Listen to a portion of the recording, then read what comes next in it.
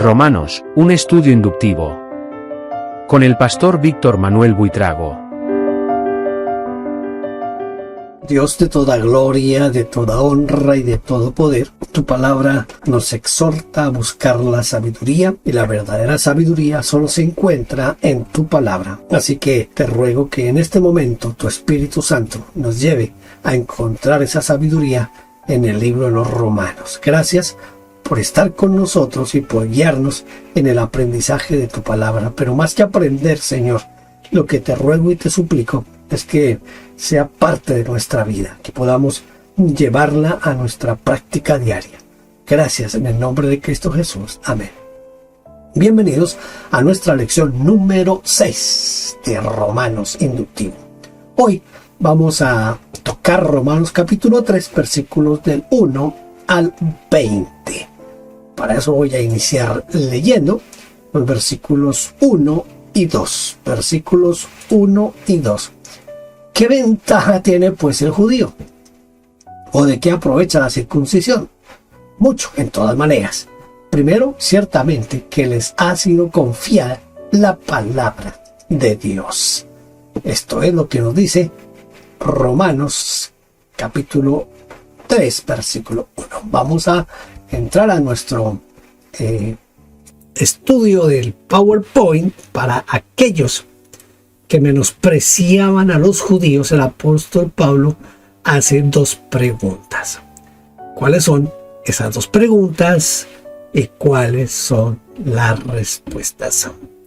Bien, para aquellos que menospreciaban a los judíos, dice, las dos preguntas fueron, primero, ¿qué ventaja tiene pues el judío?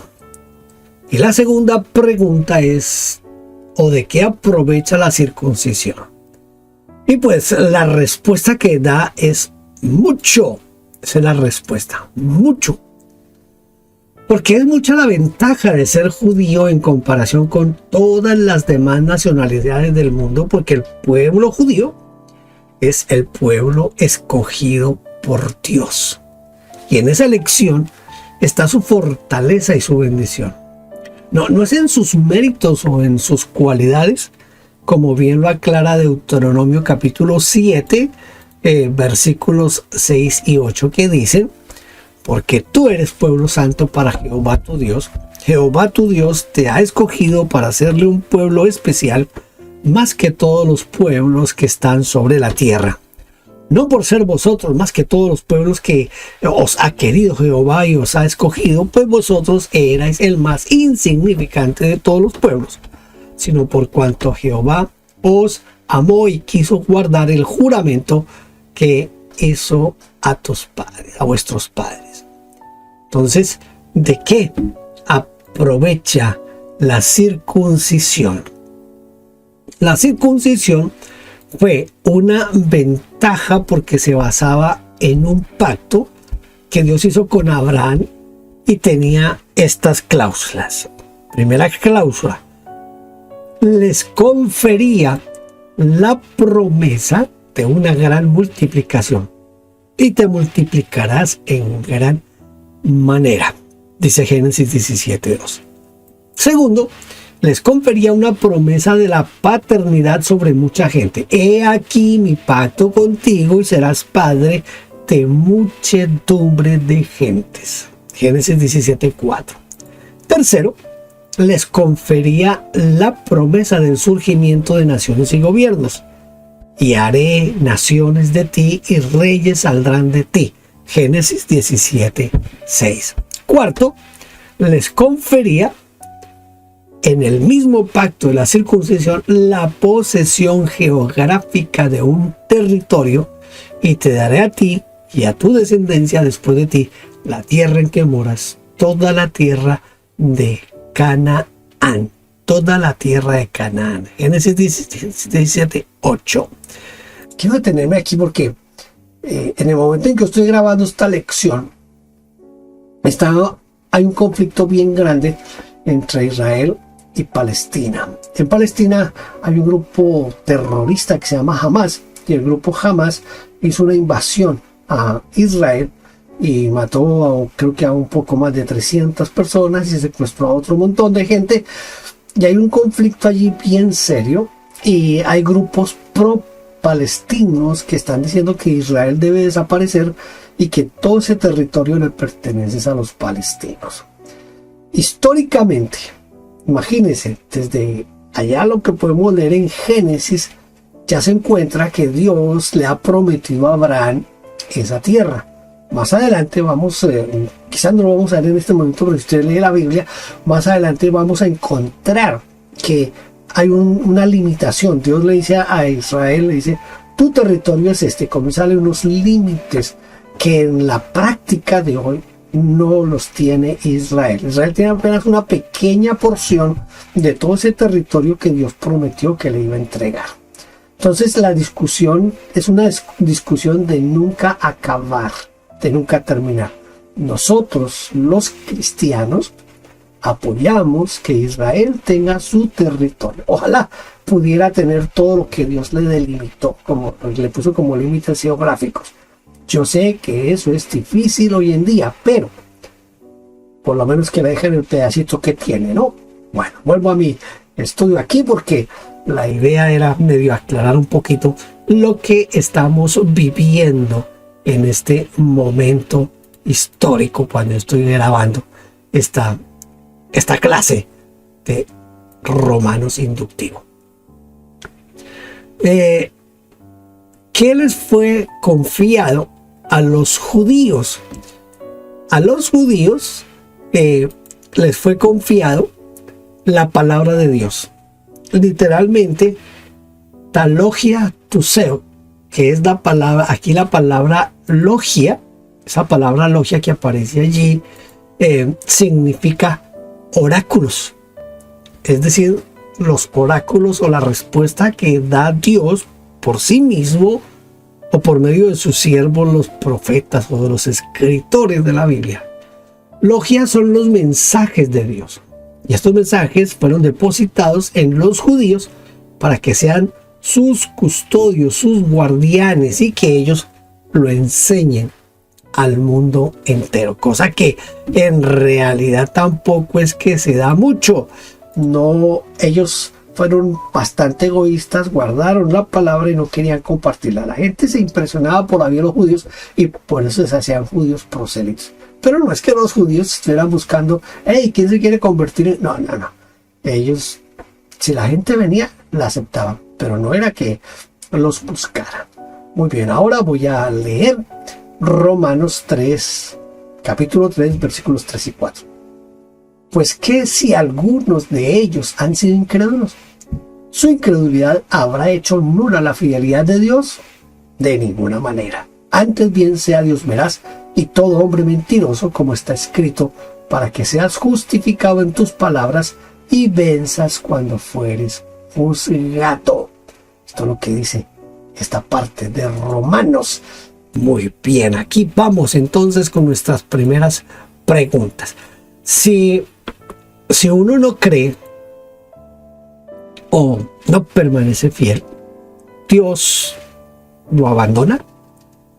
Esta fue la duda de muchos creyentes. Mi fracaso habrá anulado la promesa que recibí de Dios. Mis errores, mis pecados, ¿no echaron a perder la confianza que Dios puso en mí al salvarme o al ponerme en el ministerio? La misma pregunta surge cuando dudamos, porque nuestra propia incredulidad nos asusta e inmediatamente nos esforzamos a creer para no anular la fidelidad de Dios. ¿Eso nula la fidelidad de Dios? Por supuesto que no.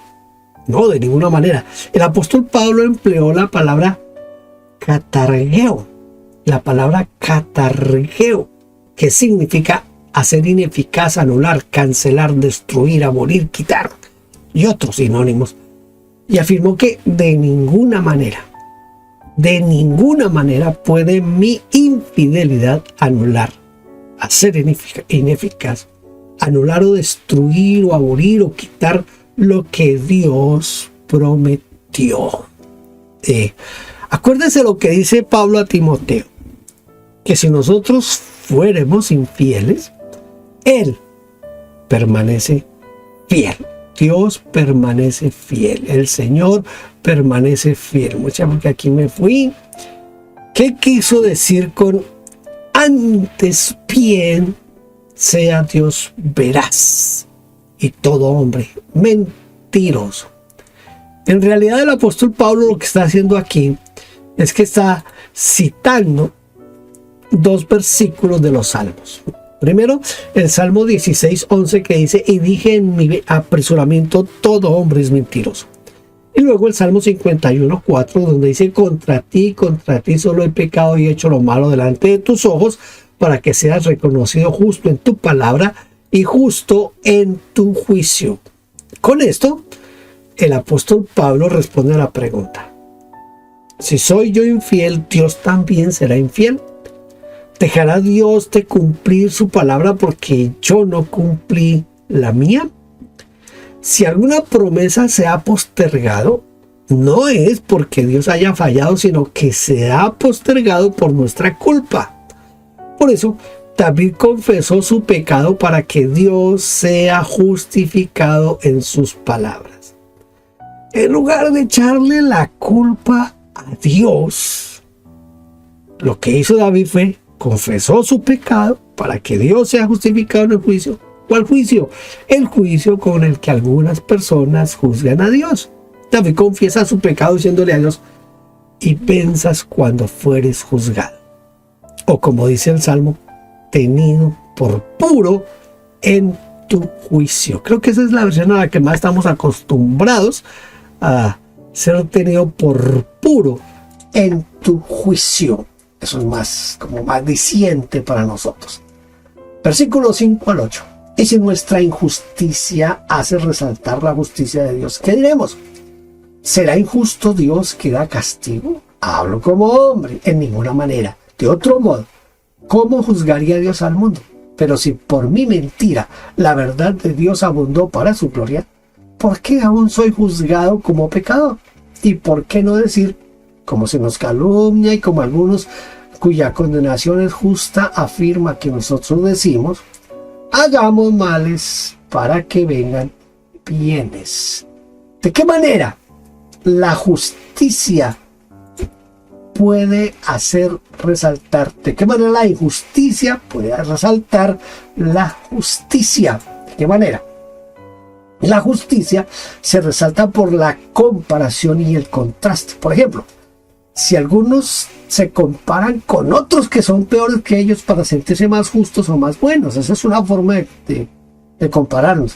Es que yo soy mejor que tal, porque tal es borracho, porque tenemos argumentos para compararnos con los que son supuestamente más malos que nosotros. Por eso dicen: yo seré malo, pero no tanto, porque nunca traicionaría a un amigo o mataría por dinero.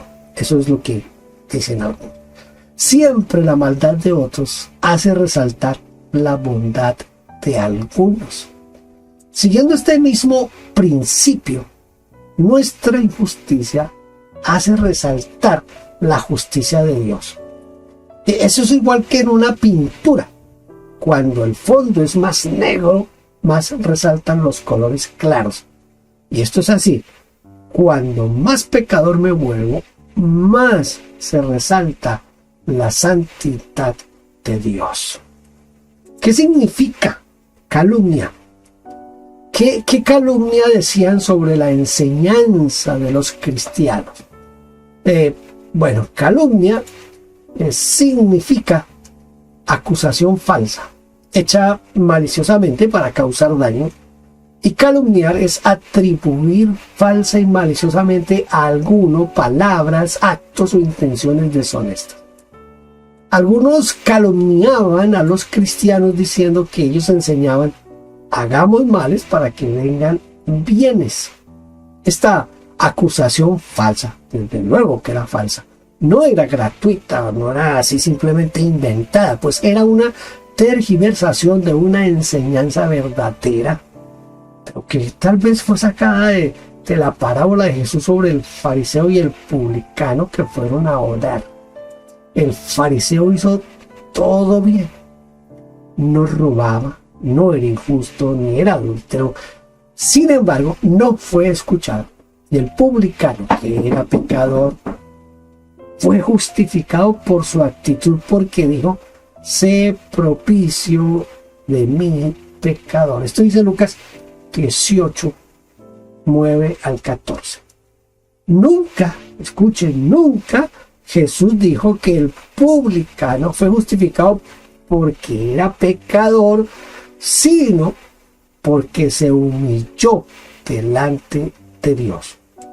Os digo que éste descendió a su casa justificado antes que el otro, porque cualquiera que se enaltece será humillado y el que se humilla será enaltecido. Es que los calumniadores sacan las palabras de su contexto para decir lo que no se dijo con el propósito de dañar. Eso lo experimentamos hoy. Lo experimentamos todavía hoy. Por ahora voy a leer Romanos 3 del 9 al 20. ¿Qué pues?